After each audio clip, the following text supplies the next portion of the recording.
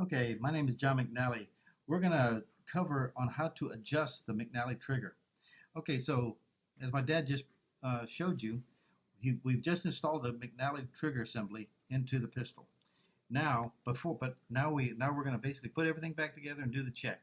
First thing you do is push the recoil spring down into its seating position, which is that U groove in the barrel. Then you line up the frame rails with the slide rails and slide the slide on. Okay.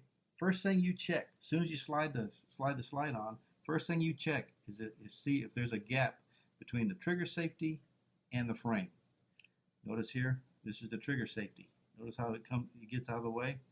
There's got to be a gap right here, in that between the trigger safety and the frame. If there's a gap, that's a first step.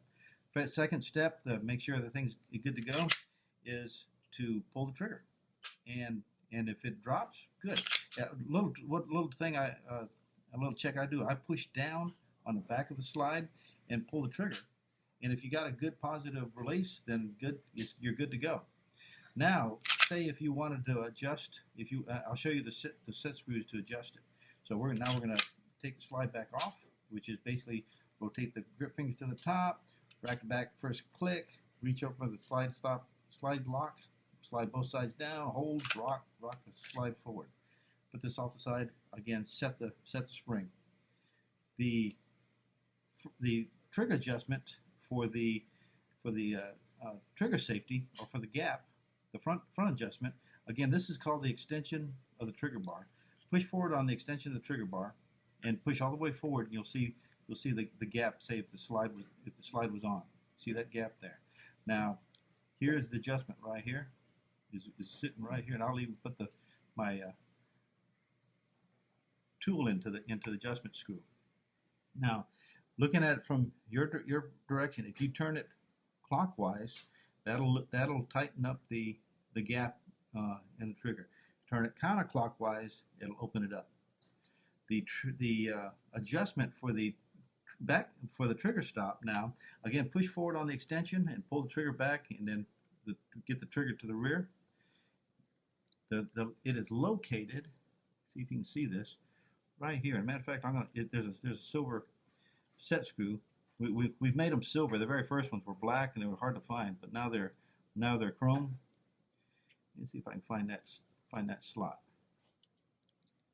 Hard to do this when I'm not looking directly at it.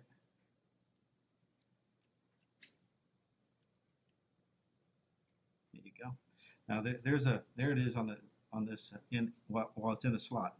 Now if you move the tool from the slide stop lever side to the other side, that tightens the trigger stop up. Now again, if you've gone too far and you want to back it off, you go from this side to this side. But to tighten it up is from this side to this side. Now, guys being guys, you're going to tighten that trigger to the point where it won't release. And I'm going to tighten this up a couple more turns.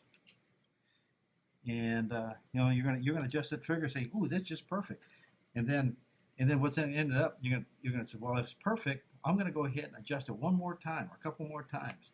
And you'll end up like you'll put it on and you pull the trigger. And let me adjust this one more time. You pull the trigger until the trigger can't move at all. And then you go, "Well, shoot, what do I do now?" So I'm going to move it one more time. There you go. So now I'm pulling the trigger back, but it won't go click. So what you got to do, so instead of calling me up, this is what you do. You lock the slide to the rear. Okay, look at the bottom of the this is called the firing pin. This is the firing pin. This is the firing pin lug. In between the lug and the slide, there's called a spacer sleeve. And you notice how I can put my tool in here and push down, and you see how I can, it's under spring tension. Basically, that's your firing pin spring. So when you push forward on this, it unlocks the slide cover plate. So what we're going to do, push forward on this, and also on the slide, a little caution. See this little divot on the slide cover plate? You got to make sure your thumb covers that, or there's going to be a boing, and you're going to lose the EDP spring, it's extractor pressure plunger spring, and bearing. Okay, so we're going to push down, hold down, and then slide this forward. Okay, and I've made sure I've got my thumb there, and all you got to do is release the firing pin assembly. Now push the slide forward, and so now it says, since the firing pin's not in there, all you got to do is rack it back to that first little click, push down, hold on, and you can release the slide, and then go back in here and adjust it back. So I'm going to adjust this back so that the firing pin will release when I pull the trigger. I'm going to come back a couple of adjustments, and I call these from one side to the other. I call that an adjustment, and so you just put it in there, and then I always stop it in the middle, and then we're going to put it right back in. Ooh, well, first we got to put the firing pin assembly back in. Put your firing pin assembly in. Start your slide cover plate, and what you do, just start it in the rails. A little bit of pressure. Take your tool, push down on your firing pin assembly, and then push down on your extractor pressure plunger assembly until it locks. Again, and now make sure you reset the spring. Line up the slide, the frame rails with the slide rails, and check it. Hope you know it works. There you go. That's it, guys.